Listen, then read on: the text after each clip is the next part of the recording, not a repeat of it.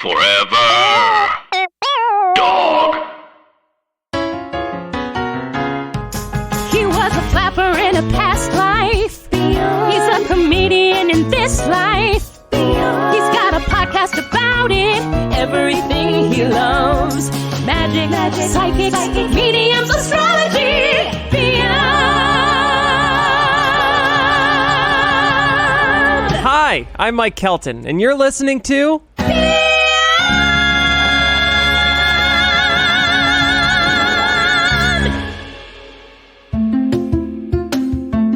Hi guys, I'm Mike Kelton. I'm a comedian and Aquarius, Aries rising, living in Brooklyn. And you're listening to my podcast, Beyond, where I explore elements of the beyond. We're talking witchcraft. We're talking mediums, psychics, ghost stories, past lives. It's all genuinely stuff that I am super obsessed with. And you're like, Mike, why are you obsessed with it? Well, one, I'm a gay man in my 30s, and two, I read this book a couple years ago that a friend gave to me, and it was about past lives. And I went into this, thinking it was bullshit. But after the book, I totally subscribed to past lives. And it opened up my mind to this universe of the beyond, things that I had never thought I could think were real. And so, because I'm a millennial, I thought, I need to make this a podcast. Because I genuinely think by sharing my experiences with you, you'll get something out of it. Or at least think it's kind of weird and funny. So, hop on my unicorn back and let's fly through space into this weird journey into the beyond. And I hope you're strapped in, honey, because this first episode is really wild. I'm having a medium on, and me and my dad are gonna talk to my dead Grandpa Bob. Okay? My grandfather passed away the fall of 2006, and there are so many strange supernatural occurrences surrounding the passing of my grandfather, including an incredible story that my dad has that we'll get to later, and one that I have, where I truly believe that the ghost of my grandfather visited me in my college apartment the night that he passed away. And I want to know, did this actually happen? Is this real? And who do you call when you have questions for dead people? Not the Ghostbusters, a medium. So, on today's episode, my father and I are inviting a real medium to come on and hopefully answer some of these questions that we have. And maybe help us connect with my dead Grandpa Bob. Now, I'm definitely not a believer. Well, no. I'm definitely not totally a believer, but I'm also definitely not a non-believer. I'm somewhere in between. But I do have to tell you guys that this recording session with the medium shook me and my producers for weeks after. We honestly cannot stop talking about it. But you guys decide for yourself. How are you, Dad? I'm good, Michael. Thank you very much. Thanks for having me. Here's me in the studio chatting with my dad.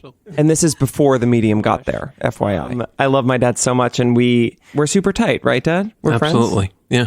And we talk about everything? We do. We talk about everything. I noticed are you losing weight? Okay. So my dad's a smartass, which is a lovely trait he got from my grandfather. And that's who this episode is actually about. Now, my grandfather and I got to spend 19 years together. And in that time, we became pretty close. Being the second to the youngest of the grandkids, he was always really sweet to me, which sounds like a regular grandpa thing. But honestly, it was surprising because he could be a hard ass and sarcastic as fuck sometimes. But behind all of that, my grandfather was a good guy who believed in treating everyone with respect, just like Trump. And also, my dad agrees. Dad, I had you on because I have this story about Grandpa that I have told you before, and I'll tell our listeners. My grandfather and I were very close. It always felt like growing up. I was also, for a time, I was the youngest cousin, and he was really sweet on me, right? Absolutely. Yeah. Yeah, we were really connected, and he's a really funny guy, and I definitely think I got my sense of humor from him. And, Grandpa passed away But he was just a very special good guy. Yeah. Right. Good-humored, good guy. Yeah, he owned loved you guys. He owned an ice skating rink growing up, and that was part of the family. Kelton's ice skating rink up in the Bronx. And a big thing that I remember about him is you treat everyone with respect. I think the number one thing that I learned from him, and I think you learned it from me and from him, was you treat everybody the same. Mm-hmm. My father was the type of guy who would be best friends with the guy who came in at midnight at the ice skating rink and mopped the floors. And at the same time, he was president of the board of trustees of Horace Mann. He could communicate with anybody and anybody in between those two groups. And got along with everybody. Right. But can my grandfather's spirit communicate with my father and I? I know. That's what we're doing on this podcast. Now, my grandfather passed away, I think almost 12 years ago at this point. And from my memory, he had a lump on the top of his head for a couple months that grew pretty quickly. And when he finally got it checked out, the test results came back and it was melanoma. And the cancer was far along in the stages of whatever the fuck cancer does. Also, fuck cancer. We inquired about having it surgically removed, and the doctors recommended that it not be because it would grow back quicker. Yikes. He had, at the point that it was determined that he had melanoma, I think it was quickly determined too that it was, that he was going to pass away from it, that it was not treatable. So the doctors basically told us that Grandpa had a couple months to live. So the fam got together and we first were going to send him to Disney World, but then we were like, that's dumb. So we decided to put him in Calvary Hospital up in the Bronx. Which is really a hospice as opposed to a hospital. It's it's a life. It's a place where you go to quietly end your life. So it's August 2006, and my grandfather's in hospice care in the Bronx, and we had thought that my grandpa might pass before the end of August, so I kept prolonging my trip back to school at the University of Michigan. But the end of August came, and my grandpa was still kicking, so I said goodbye to my grandpa one last time and headed back to school. So it's my second week into my sophomore year of college at the University of Michigan, and I'm loving it. I'm studying musical theater and I'm doing great because I'm definitely the gayest person there. I'm binge drinking tequila, singing the score to Wicked with my friends at parties till 4 a.m. Life was good. Now, one night, a couple weeks into my sophomore year, I head to bed after probably not studying. And I head to bed in my small one-bedroom apartment on the 3rd floor of this old Victorian house in Ann Arbor, off campus. So in the middle of the night, I shoot up in bed. And I'm like, oh shit. I heard the specific sounds of someone walking on the old wooden creaky floors in my apartment. And I was like, fuck, someone has broken in to my shitty apartment. So I get out of bed, I walk down the hallway to the living room, I stick my chest out like I'm trying to play a straight person in acting class, and I yell, who the fuck is in here? Now I stand there for a second, waiting for someone to pop out, and nobody. Then I look around the living room, in the bathroom, see that the doors are locked, and I'm like, wow, I'm a psycho. Nobody's here. So I head back to bed, I take a deep breath, and I fall back asleep. And then... did I just hear the toilet flush? Yeah. That's the fucking toilet flushing. Someone just took a shit. A robber just broke into my apartment and took a shit. And I genuinely thought I was out of toilet paper, so I was like, this is going to be a nightmare. So I run into the living room again, screaming, who the fuck is here? And then silence. I look around my apartment and into the bathroom, and no one's there. It didn't even smell like shit. The toilet wasn't even running. And I'm like, wait, am I truly going crazy? Now it was 3:40 in the morning at this point. I'm just going to go back to bed and chalk it up to the fact that, I don't know, a lot of my family's super crazy, so maybe it's happening to me, babe. So I go back to bed. And again, it's the sound of the suction of the refrigerator door. The sound of bottles clinking, and then it slams shut. What the holy mother of Mary actual fuck is happening? Someone is stealing my Trader Joe's $2 chuck. So I sprint into the living room and I am now screaming like a banshee. And I'm like, get the fuck out of my apartment! And I'm in my living room. And I freeze. And I feel a squeeze on the back of my shoulders and a cool rush of like energy go down my body. And in a second, I just instinctually knew that it was my grandfather's spirit. And I felt super calm, almost like I was on a drug or meditating. And so I went back to bed. And the next morning I woke up and I called my dad to tell him. And my dad told me that my grandpa passed in the middle of the night. And I was like, oh, Jesus. You're missing one thing though. Okay. You also told me about how the pretzels were moved, and Grandpa loved pretzels more than anything else. Grandpa was all about Diet Coke and pretzels, which like, shocker, so am I, babe. And so are you. So I just knew that it was Grandpa, and he came to say goodbye and he passed away. And that is a story that like shook me to this day and kind of like opened my mind about what I believed and how people could say goodbye and spirits and blah, blah, blah. So, and I know, and one question I still have, as I've told this story to like so many friends and family after many glasses of wine, when people start telling ghost stories, is like, was that my grandfather? Or did I make this story up to somehow make myself feel better about him passing? Many people would say, like, who cares, because it helped you get through it. And I definitely agree with them. But it's still something I think about, which is why I wanted to have a medium meet with me and my father to see if we could connect and get some clarity on these bizarre stories about him. So I invited a medium to sit down with me and my dad in the studio. And while I was nervous and excited, I wasn't exactly sure how my dad was feeling. With these connections to Grandpa and your dad, what's your expectations with this? I think it would be wrong of me to have any expectations on this, because I can only describe the few experiences that I've had with what I think are supernatural experiences. So I don't want to have any expectations. I just want it to be what it's going to be. That's smart. That's all. That's smart. I would like to say the same, but I think it would be cool. It would be cool. I think it would be cool or neat to connect in some way or to receive a message. I agree with you totally, but that's different from an expectation. Yeah. I think I agree with you. I would think it'd be really cool to hear that my dad's okay, you know? I'm a little nervous, Dad. And of course I was nervous because Asa was 2 minutes away and I was about to find out if we could communicate with my dead grandfather's spirit, or Jack Nicholson in The Shining, and hopefully not that person. Anyway, Asa came and the three of us sat around this round table that I'm sitting at right now in the studio.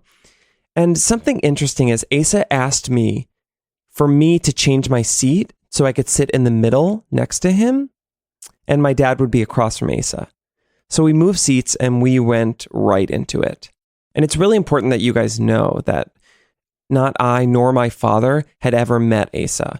We never talked on the phone, and to my knowledge, Asa didn't know anything about me or my father, besides the fact that I was a comedian making a podcast with Forever Dog, and it was about things that are beyond. Now, what you're about to hear next is the session with Asa, and buckle up and grab a glass of rosé because this is a lot. I'm so sorry to interrupt literal magic right now, but I have to talk for a second about one of my favorite things. Underwear, babe. Here's the deal. I have hips like Shakira and a butt like Gary Busey, which makes underwear very difficult to find. And I thought all hope was lost. But then Tomboy X came into my life and I am living for my underwear. They are so comfortable and cozy. And my favorite part are the long johns. I'm literally obsessed with them. As a person who says that my brand is vacation, I am on brand all day, every day, and wearing long johns under literally everything. Thank you. And they don't only have long johns. They have tons of stuff like bikinis, briefs, boxer briefs, trunks, boy shorts, soft bras, racerback bras, if that's the way you say it, in every basic color, fun seasonal prints, and also brilliant colors. And here's the other cool thing. They come in all sizes, literally extra small to 4X. Regardless of where you fall on the size or gender spectrum, Tomboy X offers amazing underwear that anybody feels comfortable in. Thank you. So listen up, go to tomboyx.com/beyond and check out their special bundles and pack pricing. And listen, Beyond listeners, my celestial beings, you get an extra 15% off with the code BEYOND. Again, my Beyond listeners, you get an extra 15% off. So take off your underwear as long as you're in an enclosed space and go buy Tomboy X underwear. One more time, go to tomboyx.com/beyond. That's TOMBOYX.com/beyond. And you know how to spell beyond, I think. Okay, back to the show. Asa, thank you for being here. Thanks for having me. I can tell that you already have stuff to say, so so I'm excited. I'm like nervous and excited. I am a psychic and a medium.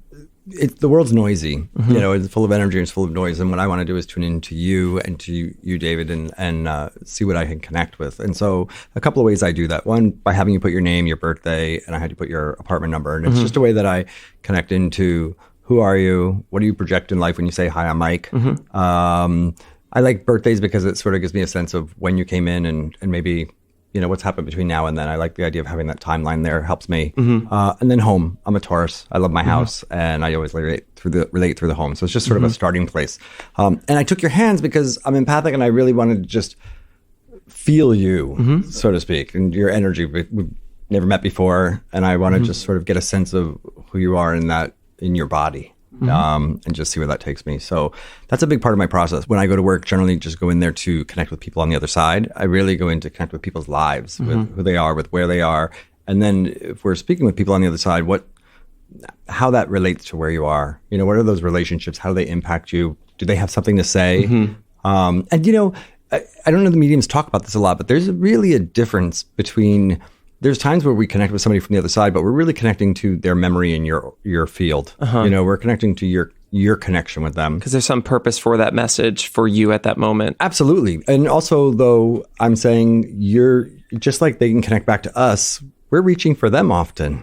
You know, so even you just doing this and wanting to do this, you're already connecting. Cool. And I already feel like I have to say that I already feel, and maybe it's just nerves, but I already feel like very like energized. I don't know if that's like a thing that's happening, but my body feels like I, you know, just finished a workout or like do you feel energetic, Dad? Well, I feel energetic just from the potential for the expectation. Yeah. Something you might be feeling, Mike, though, is that when I took your hand, so I'm connecting with you as an empath. So I'm really tuning in and feeling your energy.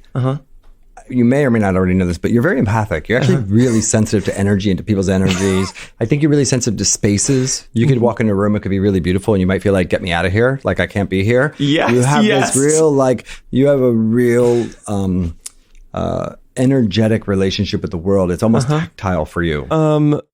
Holy shit. Right off the bat, Asa calls me on my energy stuff, and he might be tapping into something, or he could just tell that I'm a gay man in my 30s. But regardless, I've been tapped into energy my entire life. I say good eng all the time because it's truly the way I communicate with the world and Twitter. Now, the eng in the studio was lit, and I was more excited about possibly connecting. And then right after this, Asa starts hearing or seeing or feeling, I don't know, something. It's insane. Listen. Give me a second here.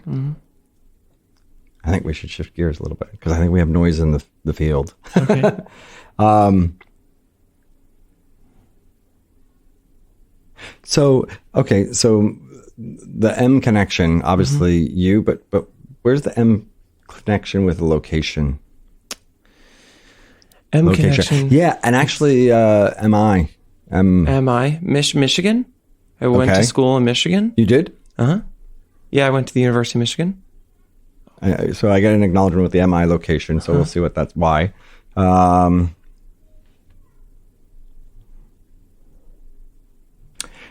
Okay, so Michigan is significant to your grandfather. I do want, what's his first name? Bob. Robert. So Michigan is significant, and that's why it comes up. So that's why I'm starting here. And it's really significant in the timing sense, you know? So there's something about the time that you were there that's significant about Michigan. Oh, Give me a second.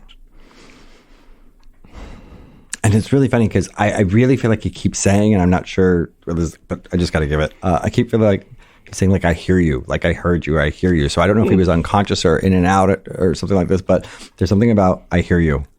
Give me a second. Oh my God. Okay, so you're hearing me get very emotional right now, okay? I'm like on the verge of having a breakdown. But let me tell you something.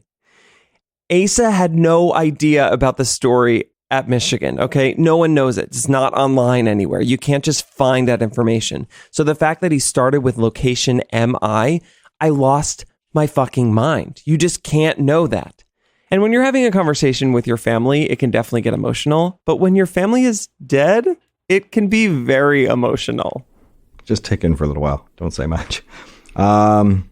There's something about that either there was a story around that or that became a story. So he was alive but not present for a little while. Like he was out for like he was in his, you know, his body was there, but when he was in hospice. Yeah. Okay, and that's what I was going to say. Maybe a hospice care or something like that. Yeah. Wow.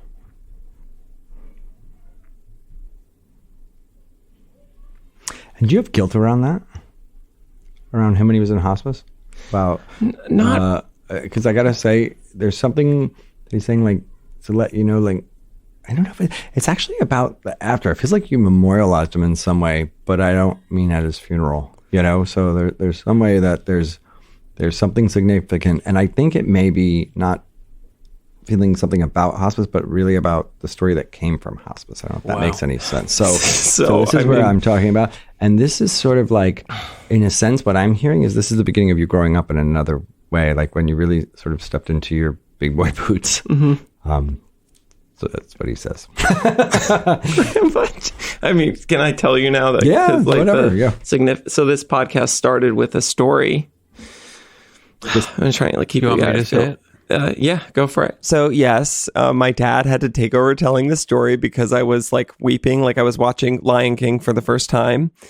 And the crazy thing here is I thought that starting was the craziest thing Asa could say, but it actually got more wild. So keep listening. Boy, he was stubborn though, right? Really stubborn, a little pig-headed in certain ways, and like very, you know.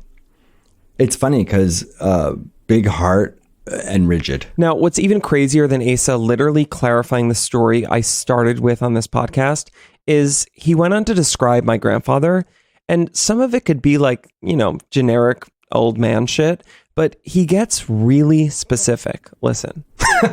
So a really interesting Perfectly combination described. because my first reaction to him is like almost a little bit intimidating, you know, his energy. I feel like he's a little intimidating. And then I feel like as I sort of get through the layers, it's like, oh, he's a big softy. Okay, behind all of that. But boy, could he make a face, you know, and just communicate a ton with his face. Wow. Wow. We should also say he is funny. He was hysterical. And so the other side of all of this, he's, you know, so, you know, because people are listening, and I just want to be clear that I paint a fuller picture. He had a great sense of humor. And I think people who weren't his family and outside people, like he could be the mayor, like people would love him. He had a great way about him. And in some ways he gave the best of himself to people that didn't know him. Can I just say this out loud? Yeah. My father owned a business on Broadway in the Bronx, an ice skating rink. He and I, my memories are he and I walking down to Kornblau, a hardware store about 3 blocks down. And we did this, you know, fairly often. And I was a kid, and we'd walk down, and people would come, other shop owners would come out of their shop and say, hey, Bob, hello, Bob. Hey, Bob, how are you? Shake his hand. And so I would call him the mayor of Broadway. That's what I heard. He was like the mayor. That's what I got. Yeah. One of the things that was really interesting is his connection to his mom and dad, though. And I do believe it was his mom who helped him cross. Wow. And I think that was really healing for him and really powerful, you know. Yeah. I think that he had a really strong connection to her. And it's funny because in some ways he was a mama's boy. He had a hard relationship with his dad. Yes. And I do have to say that I think they're working through their stuff. What was hard with him in his relationship with his dad is there's a lot of things that he did that his dad never got to see. And Oh my God. so he never got to prove himself. And my so God. in some ways, I really feel like he felt like he was almost in some ways a disappointment. And so in one way he had a hard relationship with his dad, and another way he had something to prove to him and he never got to. I mean, He didn't care. what you just said, there is so much to that. I mean, I just couldn't even start. You could write a volume on that. But that's so important what you just said. Was there religion with him at all? Because I don't know that he had much of a belief about afterlife at all. Wow. But I feel like there was a program there, but I think even that was a little bit like, He was raised a Lutheran. yeah, it was a little bullshit for him too, you know? yeah. And so I think there's a part of him, I really have to tell you, what I get from him is like, he woke up and is like, I'm still here, and was like, ugh. Bob got to the other side and was like, this is bullshit. I do. Oh my God. That's what I feel. I think he was like, Oh my God. this is bullshit. It wasn't the way I wanted to go. Like, he didn't get to control it, and he did not like that. Can I ask you one question? Oh, you can ask me any question you Is want. there anything about a Chinese fellow with my father? Anything about a Chinese fellow? Oh, I don't even know what to do with that. Give me Okay. a minute. You have to let me sit with that. Okay, so let's back up real quick. My dad asked Asa about a Chinese fellow because earlier in this taping, before Asa even got there, my dad shared a story about my grandfather when he was in hospice care that involved a Chinese fellow. This is a story that my dad tells every year or so at like family gatherings, and it's become somewhat of like a nice way to remember Grandpa, but Asa had definitely never heard it. And now you guys are going to hear the story that my dad told before Asa got here. And I have to say that it's also one of my favorite stories my dad tells. And he has a bunch. Well, Mom and I would when Grandpa was in Calvary, Mom and I would drive down to Calvary every night after work, and I would meet Mom. She'd come down from Somers, and we'd get in one car, and we would drive down to Calvary, which is in the Bronx. And in this particular night, I think it was probably 3 or 4 days before Grandpa passed. Kathy said to me in the car, she said, a friend of mine at work gave me this book of Psalms, which she then pulled out of her bag. Mm-hmm. And she said, and the friend said, I want you to give this to your father-in-law when you see him tonight. And Kathy and I both laughed because Grandpa was the type of guy that he never discussed religion, and you wouldn't know that he was a religious person. I don't know that if he was a religious person. I'm sure there was a part of him inside that was religious. I mean, he made certain that all of us, went to church when we were younger and became confirmed, and then let us choose our own destiny after that. But he never discussed religion. We didn't go to church in later years together. And so Kathy and I both laughed and said, my father's not going to take this book of Psalms. That's just that's just silly. He would it's make fun of ridiculous. it in a way. And Kathy said, well, the woman insisted that he will take it. And we were laughing about it. It was a joke. It was kind of funny, So we get down there, and it's like 8:30 at night. Everybody else is gone, and I'm sitting talking. We're sitting. My father's in bed, has not been out of bed for several days, is on morphine, is on significant painkillers, and my father says to us, "Have you guys met that Chinese fella?" And I looked at him. I was attributed to the morphine. I said, "What are you talking about? That what Chinese fella? There's a Chinese fella here that." That is a very nice guy. We were talking today when we were cleaning in the kitchen. Now, my father hadn't been out of bed, so now I know it's morphine. He's having these imaginative things going on. And I said, "Oh, that's nice, Dad." Yeah, and it's a funny thing. He said to me while we're cleaning up in the kitchen, he asked me a question. He said, "Bob, what is your favorite psalm?" And at that point, Kathy and I looked at each other. All right, this is crazy, right? Yeah. And my father says, I don't know the number of it, but it's the psalm that says, "The Lord is my shepherd; I shall not want." And so my father said, and then the guy, when I told him my favorite psalm, he recited it for me. But the funny part is, he recited it to me in Chinese, so I didn't really understand it. So I was like, all right, Dad, this morphine's really kicking in. Now this is insane. But here's the crazy part. He then looks at the two of us, Kathy and I, and he says, "You wouldn't have a copy of the Psalm with you." I mean, I just got chills. At which Kathy then said, "As a matter of fact, Pop, I do have a copy of the Psalms." And she pulls it out and he says, "Would you read it to me?" The crux of this, in our way, in our way of trying to dismiss that, I went home that night and just said, okay, that's just it's just a catacomb of coincidences. You try and rationalize it. You try to rationalize it some way. But the next day when I came in, my father said to me, the first thing he said to me the next night is, "Have you met that Chinese fella yet?" Which then prompted me, of course, to go outside and ask, "Is there a Chinese fellow that works with these patients?" No, there wasn't. There wasn't anybody. So I then realized, it occurred to me that my father had a non-English speaking Chinese guardian angel.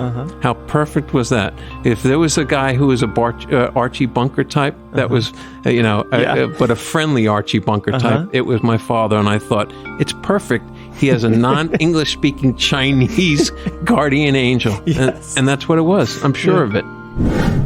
So that's the story, and it's fucking great and strangely religious. Can you imagine if this entire podcast was all just like one big ad for the Catholic Church? It's definitely not, I have to tell you guys. Anyway, even though I had heard that story many times, you did hear me sound surprised again, just because it honestly is such a great story. And I don't know if that story is like my dad's way of feeling hope and peace about life ending and there being something more than the human experience, or if it was just my grandfather playing one last trick on my dad, or if it in fact is some kind of proof that there is so much that we don't understand and life doesn't quite end when our bodies die. Either way, it was interesting to see what Asa said before even hearing the story. And I can confirm he said something, and he's going to say it right now. And this is interesting. Was there great loss around that for him? It was the concept of the Chinese fellow was just days before he passed. Because it's all around loss is what I get. Yes. And emotion. Yeah. And I got to say, was he a healer of sorts? The Chinese fella? Mm-hmm. Would you call him a healer? Because I would call him a healer. I really feel like he was an angel. I mean, in a sense, it's a word that, but it feels like somebody walked in the room that didn't existed and came into a body and sort of did something and walked out. Only he probably does exist, but like the way he walked in and out of your life, I get angel. And I get right around the loss. I cannot. My body is. I'll tell you that story when we're done, Asa. Yeah. Okay. That's it. It was my father's guardian angel, I believe. As you can hear, we both lost our goddamn minds, but our spirits were full and flying high. And I have to tell you that watching my dad hear that confirmation of something he had talked about for years was an experience I will definitely never forget. It made so many things make sense, but at the same time, it made everything so much more confusing because now, what else is true? Anyway, Asa went on to nail a couple more things. Who fishes, by the way? Somebody fish or boats or water? Got a boats thing? Boats. Oh my God. Yeah, boats was a big part of his life. Yeah. Yeah. It's funny. That's a place where he says he would connect.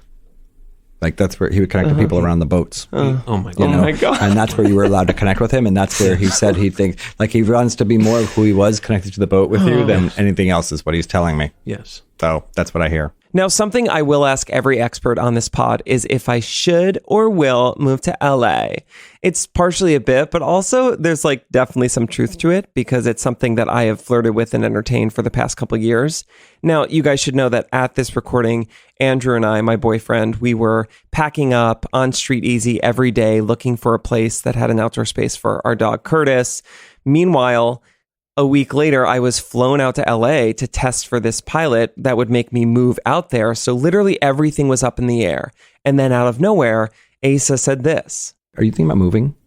Because I gotta tell you, I'm hearing like this move, and it's interesting because there's this de-junking process you're sort of going through where a bit of like decluttering and organizing and all of that. And I feel like it's all like moving in energy to move out in a sense. So, which may not. I have this big question right now where, one, there's like two versions of this is like, oh, and California comes up somewhere in all of this. I just want to get that Christ. out because it's coming up and hitting me. Go with the experience. You know, maybe this is the universe telling you like, okay, it's not time to go. This is what's in front of you. Be in this and see what opportunities open up, because I kind of think that LA will show you what it'll be for you if you let it and don't try to control what it needs to be. So be in your life experience and let that come. That's you know? good. So I think California is going to become a choice, but I think it's going to become a clearer choice if you stop trying to make that decision when you can't. so I guess I'm not moving to LA, but I guess one day maybe. Who knows? Maybe. But honestly, it made me more confused. But for now, Andrew and I just moved into a great new spot in Carroll Gardens, and I think we are living next to a witch. But that's a story I'll save for another podcast because we're done. That was it. Actually not. No, don't stop listening. We're not done. Well, I mean, that was incredible. Thank you so much. I'm really, really grateful that you came. This was really helpful, I know, for me, and I know for you, Dad, as well. And I also think for our listeners that I know you're super busy, but where can people find you? Yes. Well, yes. Oh, so where you can find me? So I kind of have a website. It's asahoffman.com. But if you go there, it's literally going to say schedule an appointment, and it's going to tell you if you're here, it's because somebody referred you. It doesn't tell you about me. I'm kind of the speakeasy of psychics. I'm on the third floor of a production building in the Flower District, and I'm in the back of a florist, and there's no sign with my name on it. So unless somebody tells you how to find me, you can't. So I always feel like the right people come, you know, and I'm here today. So yeah, that's probably the best way. I'm going to end now, but I want to thank you so much for being here, and thank you, Dad. I have to tell you guys that this session with Asa and the connection gave me a lot of peace, but also some anxiety. For weeks following this session, I had really wild and vivid dreams, which is something Asa told me would happen. The dreams were sometimes like violent and scary, and I'm not sure why, but I was thinking a lot about the spirit realm and what happens after we die. It's just kind of like, for me, thinking about the universe, like after a while, your brain just short circuits and nothing makes sense anymore. But knowing that someone's life doesn't end when their body dies is comforting, but also maybe stressful. Because what is it like being a spirit? And are there raves in the spirit world? And can you drink unlimited rosé? So I also have to tell you guys that after this session, I booked a private session with Asa, which ended up being like therapy, but like therapy while talking to my spirit guides and people telling me to like do things in my life.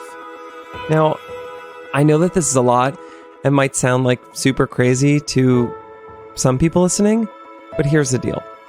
For believers, non-believers, people that just stumbled upon this podcast, I can tell you that while Asa could have found some stuff online about me, mainly like videos of me wearing costumes and screaming at people, there is no way that Asa knew the story about my grandfather visiting me in college, or my grandfather's personality, or my grandfather's guardian angel being an Asian fellow. I can also tell you that my father called me 2 weeks after this recording, after he had listened to the full raw file, and he told me that he cried twice, which is a lot for my dad. There's something about connecting with my grandfather that was super helpful for my dad and I. I still don't know what the fuck I believe or what I don't believe, but I do think that Asa's the real deal. And I do think there's so much that we don't understand. Well, that's it. Congratulations, you listened to the entire first episode of Beyond. I'm Mike Kelton. I really appreciate you listening, and you're in for a real treat this season. This season is going to be so fun and ridiculous. I'm going to be visiting a witch in Washington Heights. I will be going to a past life regression therapist with my mother. And if you heard past life regression therapist and went, what the hell is that? You can listen to the episode and figure it out, babe. We'll tell you all about it. Is my mom my daughter in a past life? Maybe. TBD. Who knows? So, subscribe, rate, review this podcast. Let us know what you think, if you think we're insane or like you're vibing with this. Thank you guys so much for listening. And also, if you're eating pretzels right now, just know that my grandfather is sitting right next to you. Goodbye.